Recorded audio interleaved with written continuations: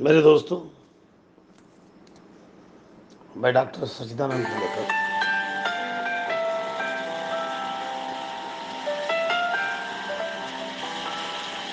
आज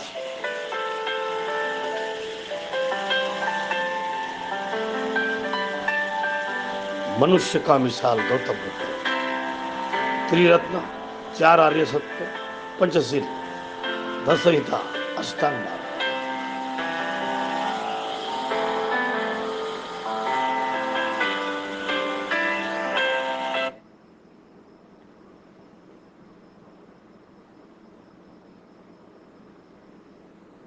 दोस्तों, बुद्ध उपासक उपासिकों, हम आज त्रिशरण, चार आर्य सत्य, पंचशील, दसहिता, अष्टांग मार्ग इस पर चर्चा करेंगे।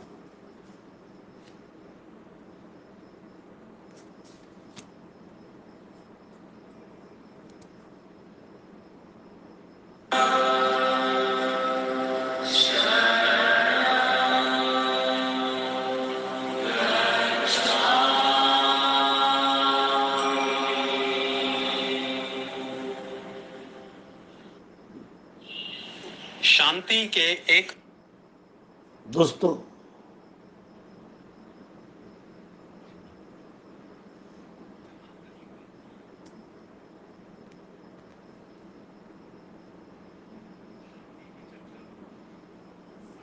आज हम बुद्ध के मार्ग को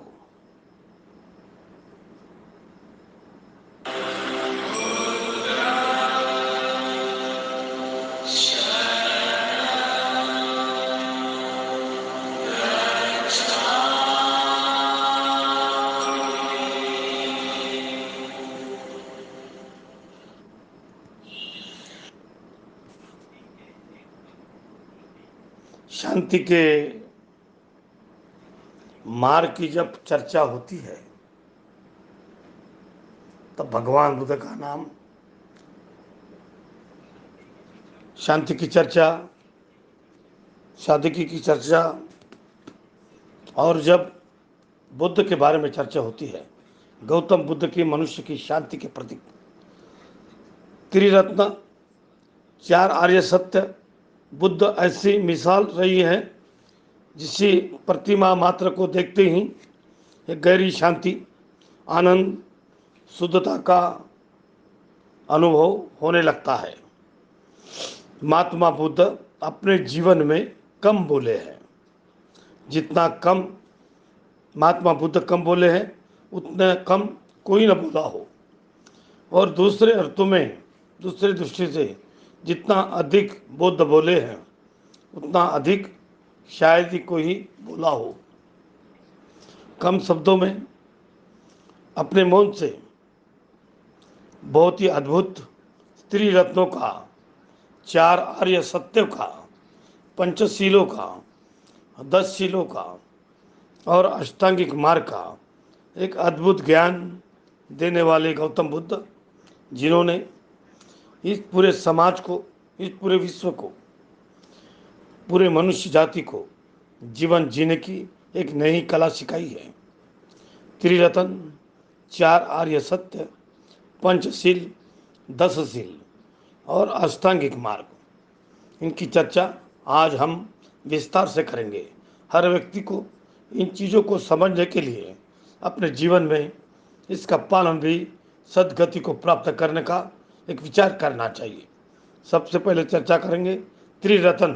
त्रि का होता है, रत्न का अर्थ होता है बहुत कीमती, पत्थर के लिए या मणि के लिए विशेष रूप से रत्न का प्रयोग किया जाता है। 3 ऐसे बहुमूल्य बेशकीमती चीज़ें, बेशकीमती रत्न बुद्ध के द्वारा किए गए, उसमें से पहला है बुद्ध, दूसरा है धम्म और तीसरा है संघ। हम उच्चारण करते हैं बुद्धम शरणम गच्छामि, धम्मम शरणम गच्छामि, संघम शरणम गच्छामि, जिसका अर्थ बुद्धम शरणम अर्थ होता है, बुद्ध का अर्थ होता है जागा हुआ व्यक्ति।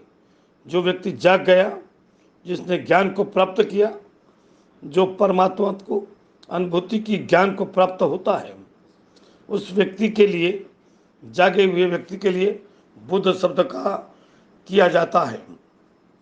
दूसरा रत्न है धम्म। धम्म शब्द धर्म से निकला है। मूल अर्थ होता है परमात्मा से मिलन करना, या मार्ग, या अष्टांग, एक ब्रह्मांड से मिलने वाला एक मार्ग। बुद्ध के द्वारा दिए गए ज्ञान को परमात्मा को जहाँ बौद्धिक शिक्षा है, उसको धम्म कहा गया है।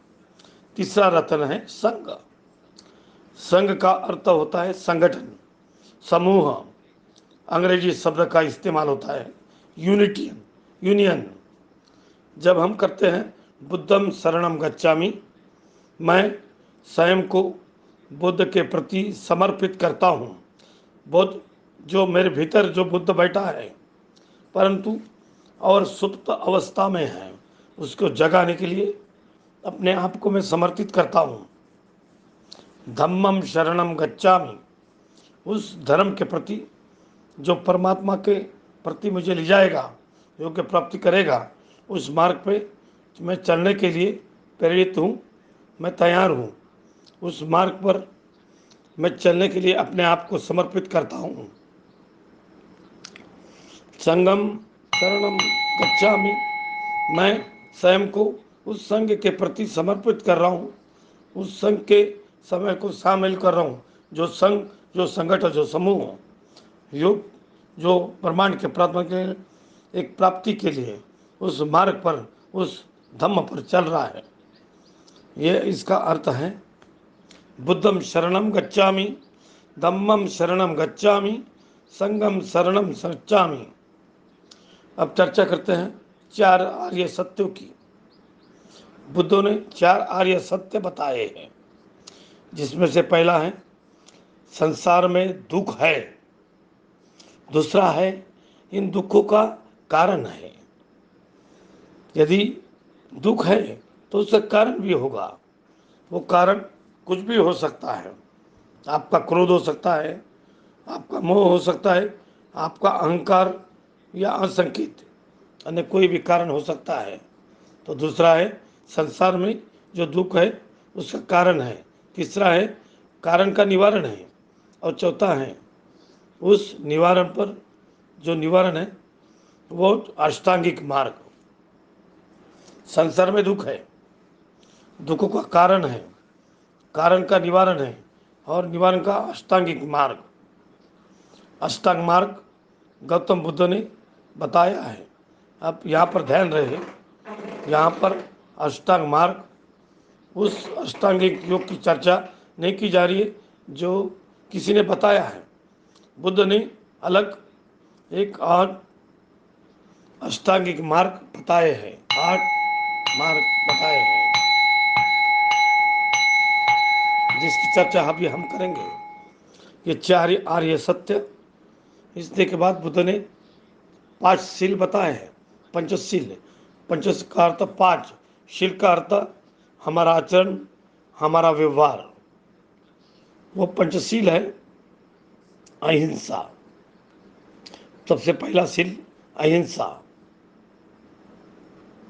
कर्मों से, वचन से और भाव से किसी भी प्राणी की ठेस, कष्ट, पीड़ा ना पहुंचाना, अहिंसा। दूसरा है सत्य है, सच बोलना, झूठ ना बोलना। तीसरा है अस्त्य। अस्त्य का अर्थ होता है चोरी ना करना। तो पंचशील किसी की वस्तु पर अधिकार ना जमाना, किसी की वस्तु को बिना पूछे न अधिकार ना जमाना, किसी का छीन लेना, या बुद्ध इसके आगे की बातें करते हैं। किसी की वस्तु को देखकर वो वस्तु मेरे पास हो, ऐसे मन में विचार आना, ये अस्ते हैं, चोरी है। अस्ते का अर्थ होता है चोरी ना करना। चौथा है व्यभिचार। व्यभिचार का अर्थ अपनी इंद्रियों पर संयम रखना और पर स्त्री गमन ना करना। पांचवा है मादक द्रव्यों से परहेज करना। मादक द्रव्यों का सेवन ना करना। शराब, अन्य नशीले पदार्थों से दूरी बनाना। यह है पंचशील। इनके अलावा 10 शील है। पंचशील पंचशील और पांचशील दोनों 10 शील होते हैं। बुद्ध के अनुयायी थे जो कि सन्यासी थे। बुद्ध के अनुयायी 2 प्रकार के थे, एक सन्यास्त, एक गृहस्थ। जो 5 पंचशील बताए हैं ये सबके लिए थे, गृहस्थ के लिए थे। बुद्ध एक ऐसी मिसाल है जिनकी छवि से हर व्यक्ति प्रभावित हुआ।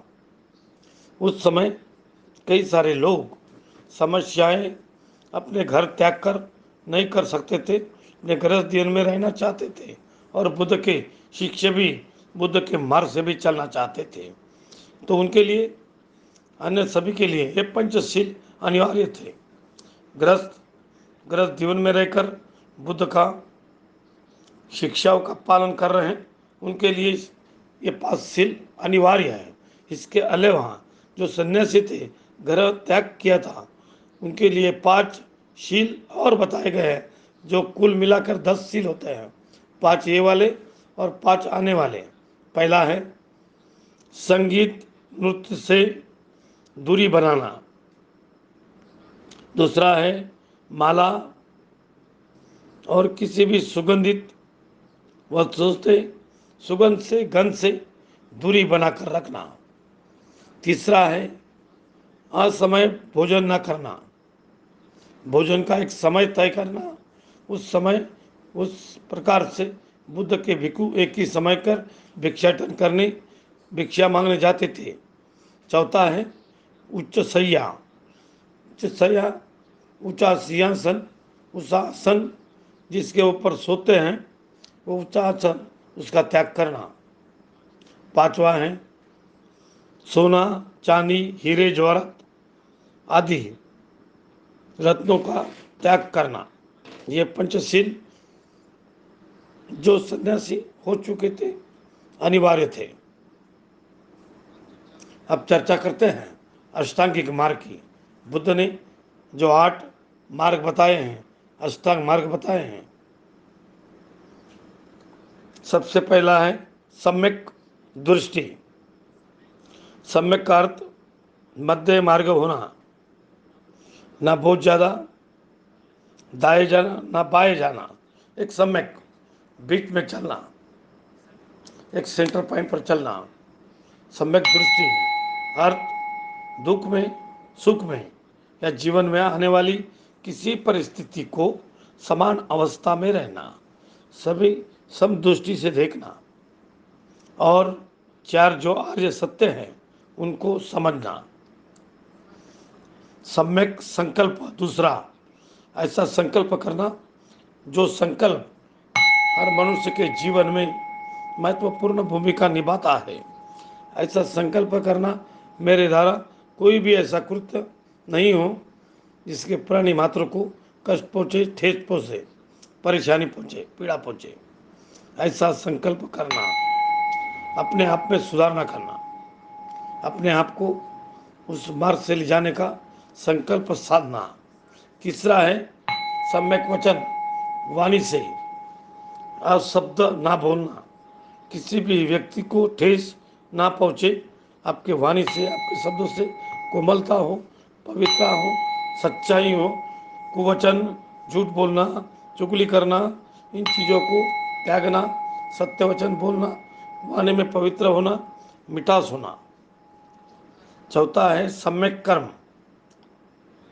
कोई भी ऐसा कर्म, ऐसा कार्य ना हो किसी प्राणी को कष्ट पहुँचे।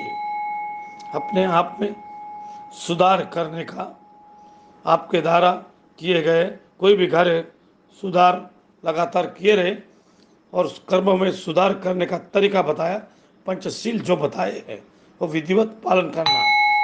पंचशील से पालन करने से अधिक हद तक कर्मों में सुधार स्वाभाविक रूप से हो जाता है। पांचवा है सम्यक जीविका। जीविका का अर्थ हर व्यक्ति, हर मनुष्य को अपना जीवन चलाने के लिए कोई न कोई कार्य करना पड़ता है। उनके धन की प्राप्ति होती है और उस धन की प्राप्ति से अपना जीवन, अपना परिवार का जीवन चला सकता है। इस पूरे प्रक्रिया का जीविका बोलते हैं। कार्य से धन प्राप्त करना और धन से अपने जीवन को चलाना, जो मूलभूत आवश्यकता है। सम्यक जीविका, आपकी जीविका ऐसी ना हो जिसने गलत हो, जिसे को कष्ट हो। उस समय के अनुसार बुद्ध ने 5 ऐसे जीविकाएं, ऐसे व्यापार बताए थे जो अनुचित हैं, जो करने योग्य नहीं थे। पहला था मांस का व्यापार, शराब का व्यापार, तीसरा है विष का व्यापार, चौथा है शस्त्रों का व्यापार, शस्त्र का अर्थ हथियार, और पांचवा है प्राणी का व्यापार। कोई भी प्राणी हो, चाहे स्त्री हो, स्त्री का व्यापार हो कि अन्य पशु का, किसी का जीव का व्यापार हो। ये 5 प्रकार के जीविकाएं हैं, व्यापार है, बुद्ध ने निषेध बताए थे। अब जो व्यापार करने हैं उसके नियम बताए थे।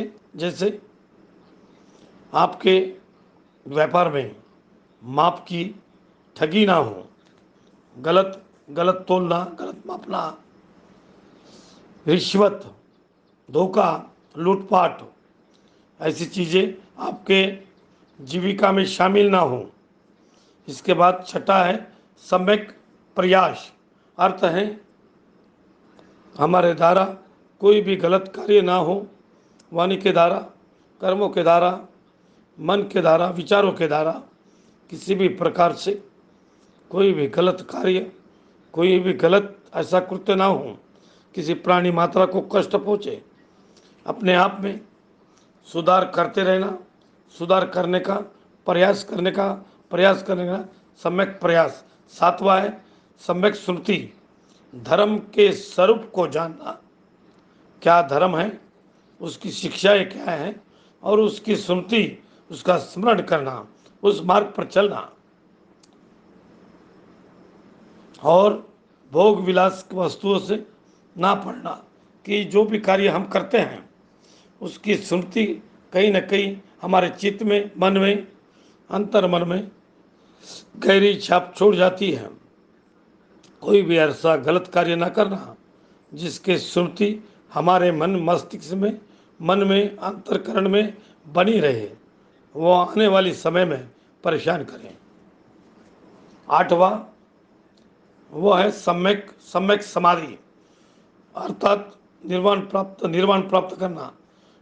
3 प्रकार के बुद्ध ने निर्वाण बताए हैं, निर्वाण, परिनिर्वाण और महापरिनिर्वाण, जिसकी चर्चा विस्तार से मैं आपको बताऊंगा। तो इस प्रकार बुद्ध ने त्रिरत्न, 4 आर्य सत्य, पंचशील, 10 शील और अष्टांगिक मार्ग, इनका ज्ञान अपने अनुयायी को दिया, जिससे इनका पालन कोई व्यक्ति अपने जीवन में करे, समझे, तो बहुत हद तक वो अपने जीवन में सुधार किया जा सकता है, परम गति को प्राप्त किया जा सकता है। कि बुद्ध एक ऐसी एक छवि है, ऐसी मिसाल है, जो शायद कोई ऐसा कोई विशेष कोई मनुष्य हो जिसके ऊपर गौतम बुद्ध की छवि से सकारात्मक प्रभाव, सकारात्मक परिवर्तन ना आया हो। तो हर व्यक्ति को बुद्ध के द्वारा दी गई इन शिक्षाओं का ज्ञान प्राप्त करना चाहिए, इनकी जानकारी प्राप्त करना चाहिए, अपने आचरण में लाना चाहिए, अपने कर्मों को अपने जीवन में सुधारने, सद्गति को प्राप्त होना चाहिए। बौद्ध धर्म का बहुत बड़ा अमूल्य ग्रंथ है धम्मपद। प्रयास करेंगे कि धम्मपद को हम, उसका ग्रंथ का चर्चा की जाए। दोस्तों,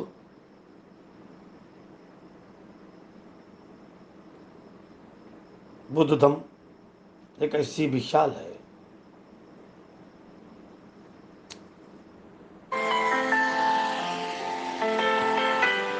आज हम आपको त्रिशरण, 4 आर्य सत्य, पंचशील, 10 तीन अष्टांग मार्ग, पंचशील, 3 रत्न, बुद्ध, धम्म और संघ। बुद्ध मीन्स नॉलेज, धम्म यानी सदगति, संघ यानी यूनियन।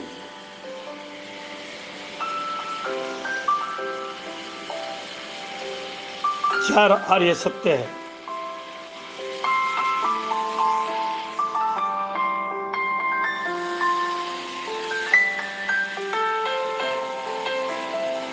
इस दुनिया में दुख है, दुख का कारण है और दुखों का निवारण है।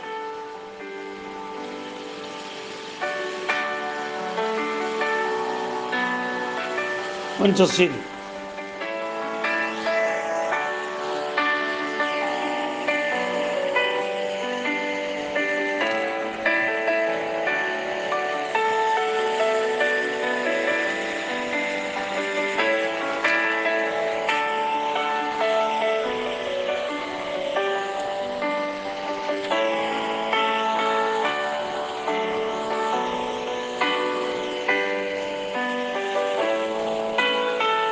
शील भगवान बुद्ध ने दी। मैं जीव हिंसा से अलिप्त रहने की प्रतिज्ञा करता हूँ। मैं चोरी करने से अलिप्त रहने की प्रतिज्ञा करता हूँ। मैं काम वासना से, अनाचार से अलिप्त रहने की प्रतिज्ञा करता हूँ। मैं झूठ बोलने से अलिप्त रहने की प्रतिज्ञा करता हूँ। मैं मद्य तथा कोई भी मोह में पड़ने वाले मादक वस्तु को सेवन करने की प्रतिज्ञा करता हूँ।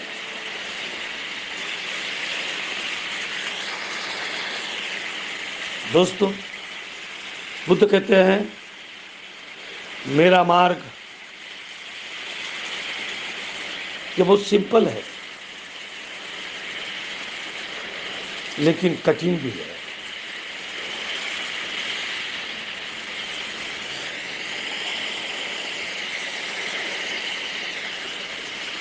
क्योंकि जीव हिंसा की हिंसे से दूर रहना,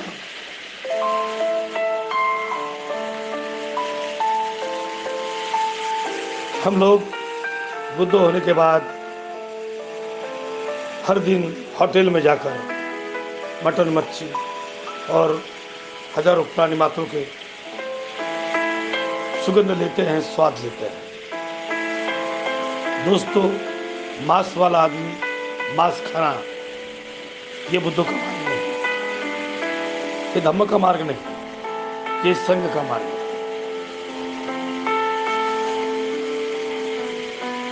किसी की चीज चोरी ना करना या किसी के पास में अगर संपत्ति हो उसकी दिल में जलन न करना, किसी की गाड़ी अच्छी देखकर अपने मन में गुस्सा न करना, किसी की प्रॉपर्टी अच्छी देखकर अपने मन में तृष्णा न लाना, ये चोरी है और ये चोरी का काम हम दूर रखना चाहिए।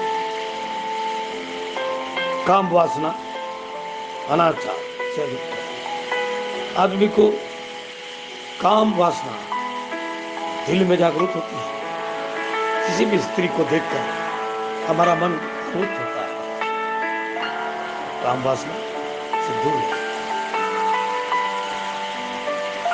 किसी के दिल में बुराई करना, दिल में किसी स्त्री के बारे में बुराई विचार करना, ये सब काम वासना में आता है।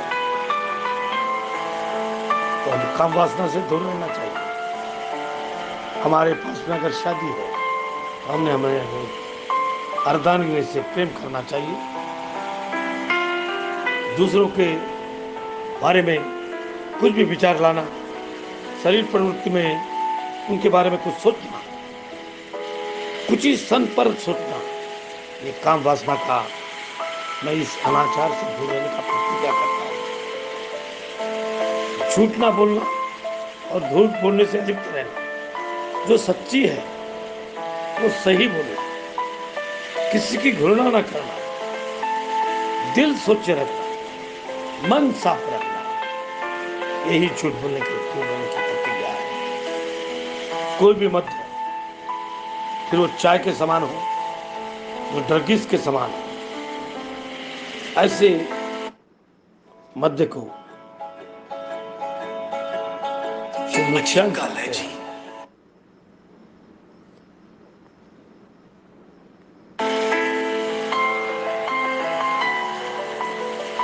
किसी के मुंह में ना पड़ना,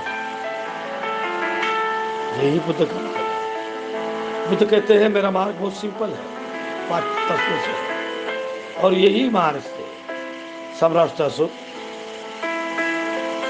परम पूज्य डॉक्टर बाबा साहब आम्बेडकर, सम्राट अशोक के 10 जो राजा हुए, उन्होंने इस मार्ग पर चले।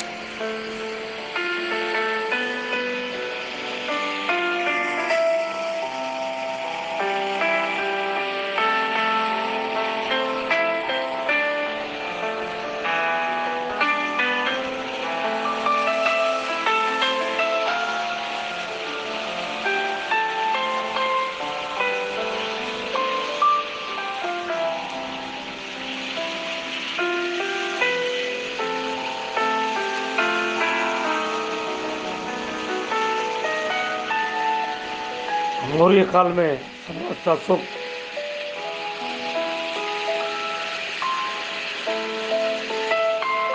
ये सबसे बड़े राजा हुए।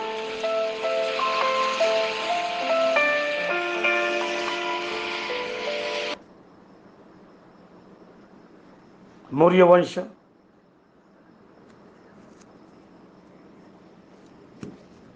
3 से 22 तो ईस्वी सन 185 पूर्व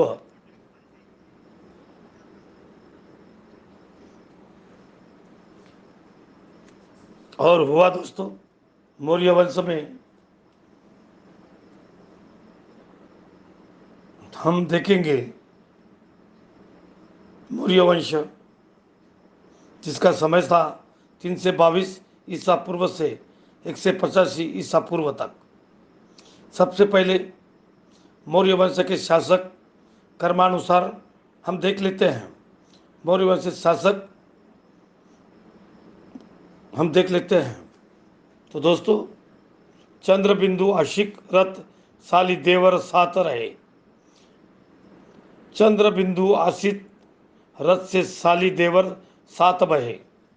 चंद्र से मतलब है चंद्रगुप्त मौर्य, बिंदु से बिंदुसार, आशिक से अशोक, रथ से दशरथ, से बना संपत्ति, शाली से बना शालीशोक, देवर से बना देवबर्मन, 7 से बना शतधन्वन और बहे से बना ब्रहरथ। ये मौर्य वंश की कर्मानुसार हम याद करेंगे। अब हम इसमें से देखेंगे चंद्रगुप्त मौर्य है, बिंदुसार है, अशोक है। इनसे हम ये देखेंगे चंद्रबिंदु आशिक रथ से साली देवर 7 रहे।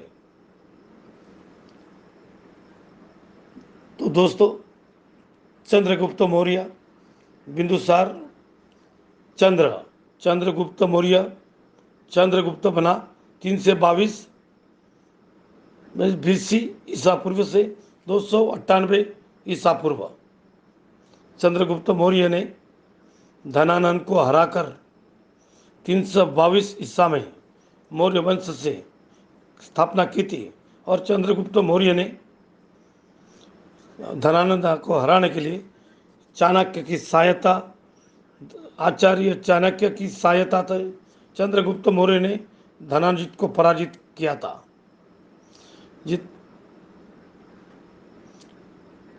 322 ईसा पूर्व चंद्रगुप्त मौर्य चाणक्य की सहायता ली थी। आचार्य चाणक्य वो थे जिनका धनानंद ने 20 सभा में अपमान किया था। उसी समय पर चाणक्य सोच लिया था, एक दिन मैं तुमको वंश का उद्वंस करूंगा, तो इसके लिए चंद्रगुप्त मौर्य को चुना था और चंद्रगुप्त मौर्य ने बाद में चाणक्य को प्रधानमंत्री पद पर रखा था। चाणक्य का अन्य नाम कौटिल्य था। बचपन का नाम विष्णुगुप्त था।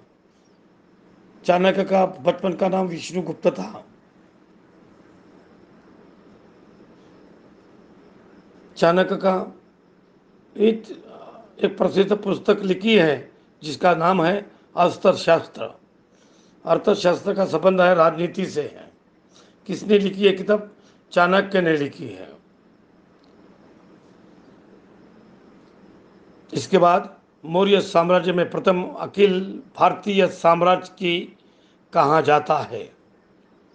इसको प्रथम अखिल भारतीय साम्राज्य कहा जाता है। चंद्रगुप्त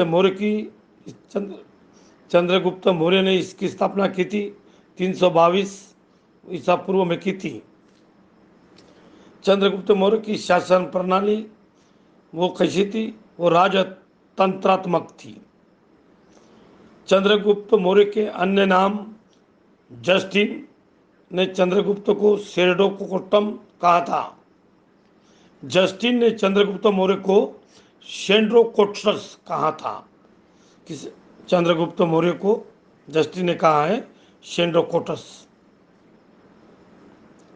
विशाख दत्त कृत मुद्रा राक्षस में चंद्रगुप्त मौर्य के लिए वृषभ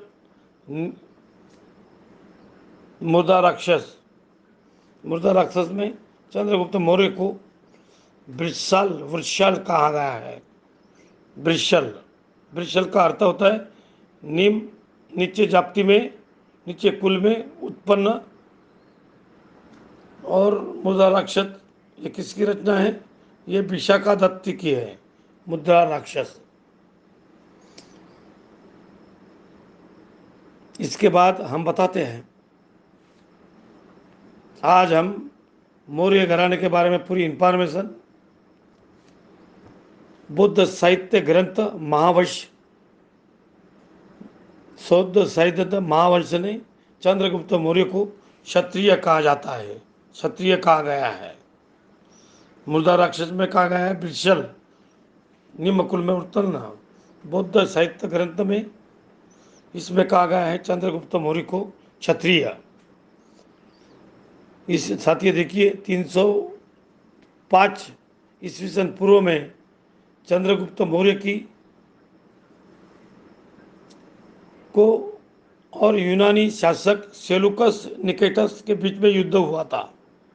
सेलुकस निकेटर सिकंदर का सेनापति था और सिकंदर की मृत्यु के पश्चात बेबीलोन का राजा बन गया था।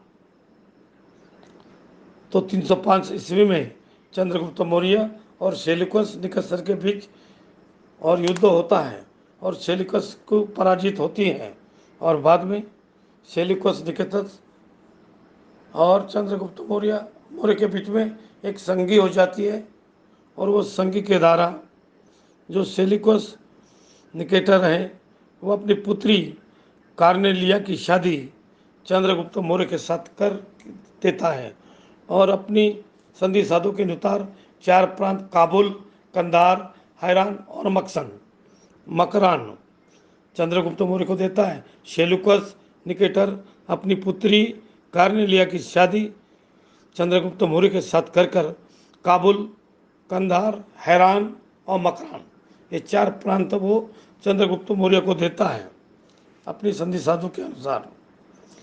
और चंद्रगुप्त मौर्य भी सेल्यूकस निकेटर को कुछ उपहार देते हैं और वो कुछ सेल्यूकस निकेटर को 500 हाथी भेंट करते हैं। चंद्रगुप्त मौर्य 500 हाथी देते हैं। दोस्तों, इस कहानी को ध्यान में रखो। सेल्यूकस निकेटर का राजदूत मेगास्थनीज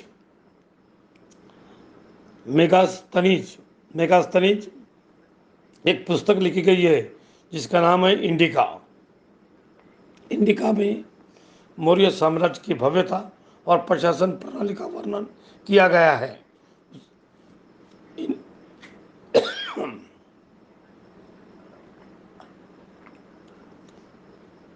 मेगास्थनीज कौन था? सेल्यूकस का राजदूत था। दोस्तों, ये काम अभ्यास हमको यूपीएससी, एमपीएससी इसमें भी आता है। तो मेगानिस चंद्रगुप्त मौर्य जैन धर्म का अनुयायी था तथा जैन मुनि भद्रबाहु से दीक्षा ली थी। चंद्रगुप्त मौर्य जैन धर्म का अनुयायी था और जैन मुनि भरतबाहु से दीक्षा ली थी। अपना शासन के राजपट में भद्रबाहु के साथ सर्वाधीन बुला चला गया। अपने शासन के अंतिम दिनों में अपना राजपाट बेलगोड़ा में जो कर्नाटक में है सब कुछ त्याग कर 288 ईसा पूर्व में श्रवण बेलगोला में वो चला गया था। 298 पूर्व चंद्रगुप्त मौर्य के सलेखना विधि द्वारा उपवास के द्वारा अपने शरीर का त्याग किया। फिर चंद्रगुप्त मौर्य के मृत्यु के बाद उनका उत्तराधिकारी वो बनता है बिंदुसार, बिंदु से बिंदुसार, जिसका समय है 298 और ईसा पूर्व से 273। बिंदु के अन्य नाम वायु पुराण के बिंदुसार को वारिसार और भद्रसार के नाम से जानता है। जैन ग्रंथों में सिंहसेन कहा गया है। यूनानी लेखकों ने अमित्रघात डाइमेक्स बिंदुसार को आजीवक संप्रदाय का अनुयायी था। अमित्रघात का अर्थ होता है शत्रुओं का दुश्मन। और सबसे महत्वपूर्ण डाइमेक्स बिंदुसार के शासन में आया था। बिंदुसार किसके शासन में? डाइमेकर्स बिंदुसार के शासन काल में आया था। बिंदुसार आजीवक संप्रदाय का अनुयायी था। बिंदुसार आजीवक व तक्षशिला में विद्रोह हुआ था बिंदुसार के शासन काल में, जिसका दमन तक्षशिला के विद्रोह में बिंदुसार का शासन काल हुआ था, जिसका दमन अशोक ने किया था। 273 बीसी बिंदुसार का मृत्यु हुआ। इसका दमन करता है जो विद्रोह का। होता क्या है साथियों? 273 ईसा पूर्व में बिंदुसार की मृत्यु हो जाती है। अब 273 में मृत्यु होती है। इसके बाद में कौन आया? आशिक से अशोक।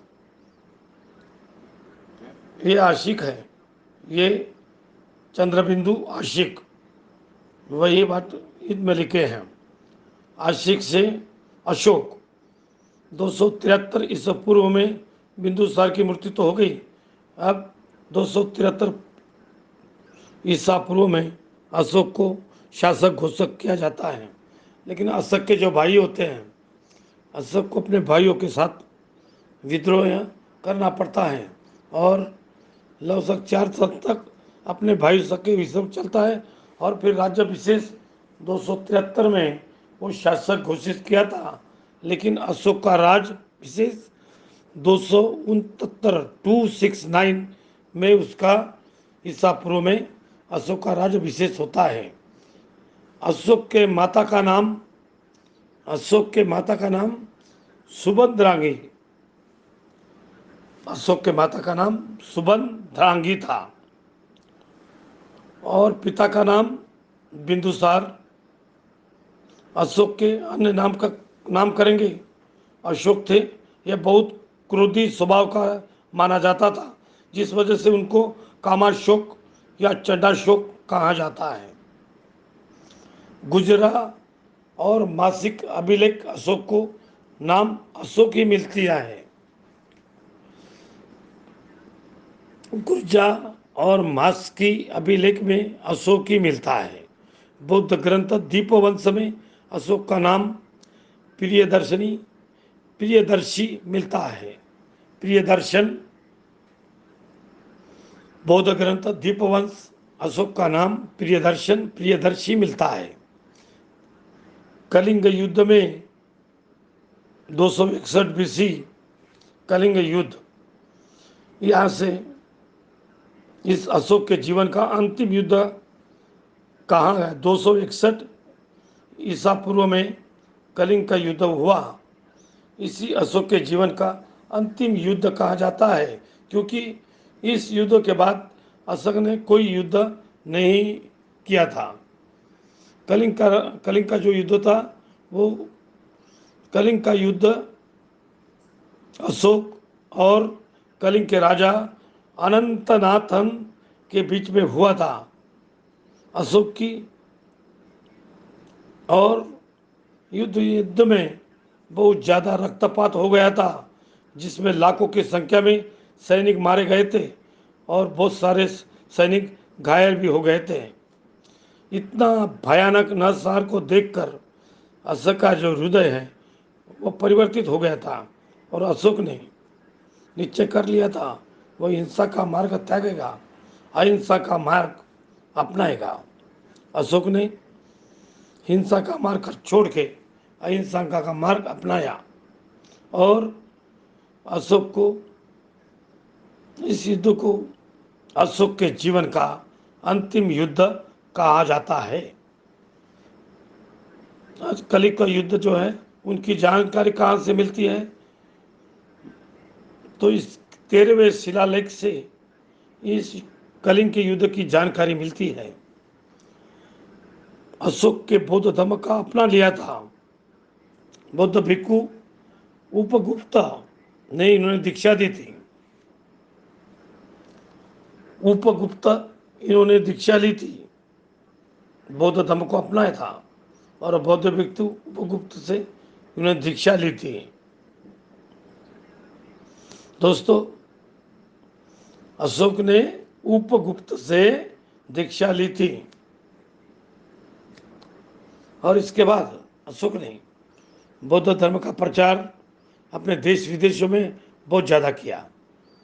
पुत्र महेंद्र और पुत्री थी संघमित्रा। अशोक ने बौद्ध धर्म के प्रचार के लिए अपने पुत्र महेंद्र, अपने पुत्री संघमित्रा को श्रीलंका भेजा। बौद्ध धर्म के प्रचार प्रसार के लिए अपने पुत्र पुत्री को श्रीलंका भेजा। पूछा जाता दोस्तों, महेंद्र और संघमित्रा, तो दोस्तों कलिंग युद्ध के बाद अशोक ने धम्म नीति को लिया और जो धर्म जैसी ही थी।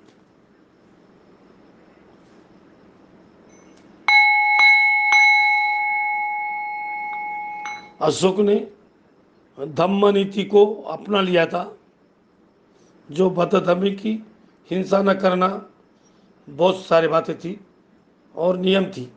और बौद्ध संगति है, तीसरी बौद्ध संगति 250 पाटलिपुत्र में अशोक के शासनकाल में हुई थी। तीसरी बौद्ध संगति 250 ईस्वी सन में अशोक शासनकाल में हुई थी, पाटलिपुत्र में हुई थी। अशोक ने 2 महत्वपूर्ण नगरों की स्थापना की, जिसका नाम कश्मीर श्रीनगर और नेपाल का ललित पाटन। कश्मीर का श्रीनगर और नेपाल का ललित पटन अशोक ने की। अशोक ने 84,000 स्तूपा का निर्माण किया था। 84 हम याद नहीं रख सकते हैं, ना कुछ कुछ बातें कर सकते हैं। सांची का स्तूप का निर्माण जो मध्य प्रदेश में अशोक ने किया था, ये मध्य प्रदेश में है। अशोका ने अभिलेखों को 3 भागों में बांटा गया। अशोक ने अभिलेखों को 3 भागों में बांटा गया। शिलालेख, स्तंभलेख, गुहालेख। शिलालेख, स्तंभलेख और गुहालेख। सबसे पहले बात करेंगे शिलालेखों की। भारत में शिलालेखों का प्रचलन सर्वप्रथम अशोक ने किया था। शिलालेख का प्रचलन किसने किया था? तो शिलालेख का शिला पर लिखना यह अशोक ने किया था। अशोक के शिलालेखों की संख्या कितनी है? अशोक की शिलालेख की संख्या है 14, जिसकी खोज 1750 में पोंदेंत्री फैल्तेलर ने की थी। अशोक के अभिलेखों के सबसे पहले 1837 ईस्वी सन में जेम्स प्रिंसेस ने पढ़ा था। 1837 में जेम्स प्रिंसेस ने पढ़ा था। अशोक के शिलालेख की ब्राह्मी, खरोष्टी लिपि, अरमा लिपि और ग्रीक लिपि में लिखे गए हैं। हम शिलालेख की बात कर रहे हैं। और जो भारत में अशोक के अभिलेख मिले हैं, वो सभी ब्राह्मी लिपि में मिले हैं। भारत में जो अरमाइक लिपि अभिलेख अफगानिस्तान में से, खरोची लिपि के उत्तर पश्चिम पाकिस्तान से दाएं अभिलेख उत्तर पश्चिम पाकिस्तान से मिले हैं। एक महत्वपूर्ण पॉइंट है, खरोची लिपि दाएं से बाएं ओर लिखी जाती थी। खरोची लिपि उत्तर पश्चिम पाकिस्तान में। अशोक के स्तंभ लेखों की संख्या, अशोक की स्तंभ लेख की बातें कितनी है? 7 है, जो कि बर्मो लिपि में लिखे गए हैं। शिलालेख 14 और स्तंभ लेख की संख्या 7 है, जो ब्राह्मी लिपि में लिखे गए हैं। 7 स्तंभ है, ये ब्राह्मी लिपि में लिखे गए हैं। अशोक का कौशाम्बी अभिलेख है। कौशाम्बी अभिलेख रानी का अभिलेख कहा जाता है। कौशाम्बी अभिलेख का रानी का अभिलेख कहा जाता है। अशोक का 7वां स्तंभ सबसे लंबा है और सबसे छोटा रुमिनदेही स्तंभ लेख है। अशोक का 7वां स्तंभ सबसे लंबा है और सबसे छोटा स्तंभ रुमिनदेही स्तंभ लेख है। भारत का राष्ट्र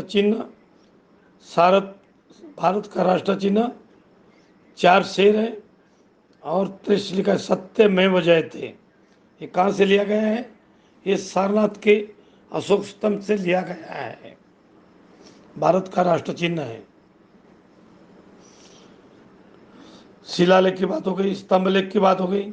अब आते गुहालेख। गुहालेख में बिहार राज्य के गया जिले में स्थित 3 गुफाओं की दीवारों से प्राप्त हुए हैं। गुहालेख प्रशासन में सबसे छोटी इकाई ग्राम, तो सबकी इकाई थी ग्राम। ग्राम था मुखिया, ग्रामिक कहलाता था या सरपंच। साथियों, 232 अशोक की मृत्यु 232 में ईसा पूर्व में हो जाती है और अशोक के बाद जो शासक रहे हैं वो ऐसे ही रहे। जब से अशोक ने कलिंग का युद्ध किया था, अशोक ने अहिंसा का मार्ग अपना लिया था और धीरे धीरे मौर्य साम्राज्य कमजोर होते गया। अशोक के बाद जो शासक आए वो ऐसे ही रहे और मौर्य वंश का अंतिम शासक बृहदत्त था।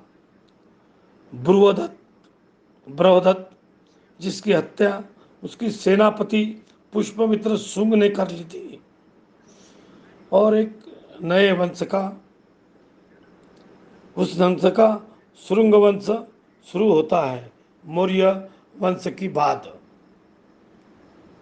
सो साथियों, पूरी वंश की सहायता से पढ़ लिया है।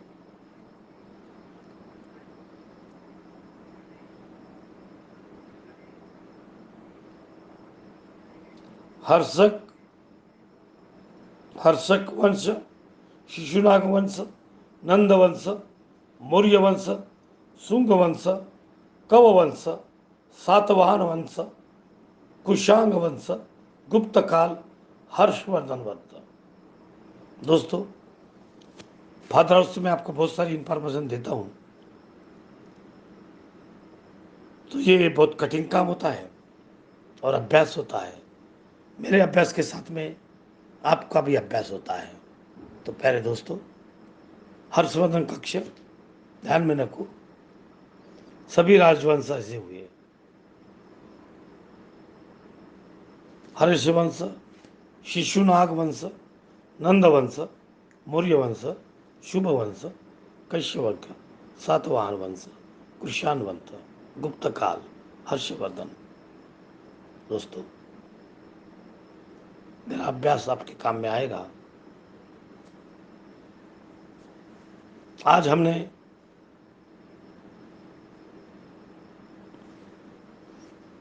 उन बातों को ध्यान में रखा, उन बातों को गहराई से देखे।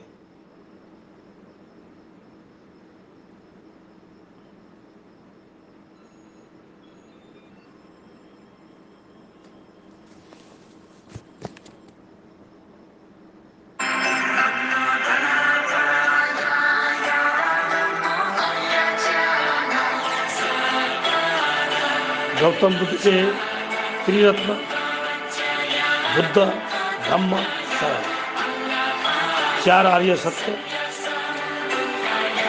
पंचशील, 10 गीता, अष्टांग मार्ग।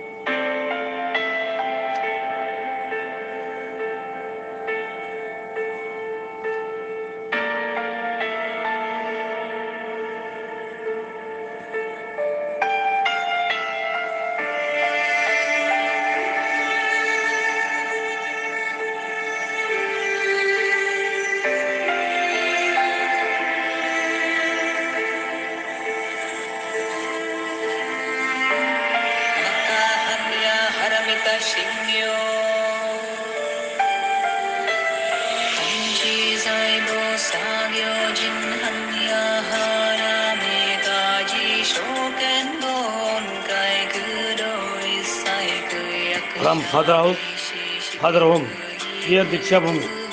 मैं डॉक्टर सचिदानंद लेकर नमो बुद्धा आपके साथी हर दिन की नॉलेज के साथ।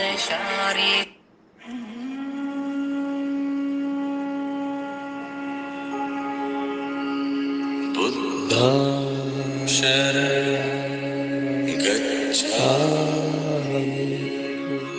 बुद्धं शरणं गच्छामि। धम्मं शरणं गच्छामि। धम्मं शरणं गच्छामि। संघं शरणं गच्छामि।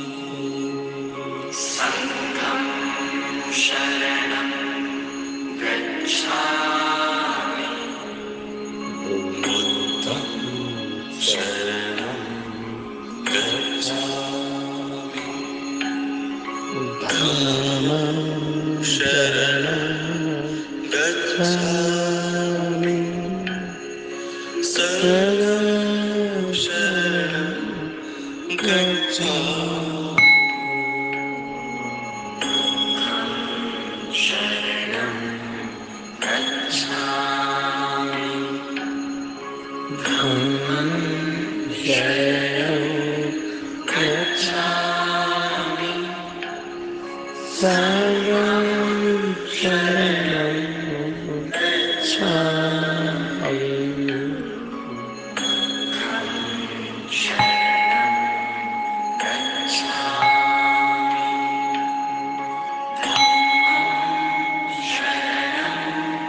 गच्छामि। धम्मं शरणं गच्छामि।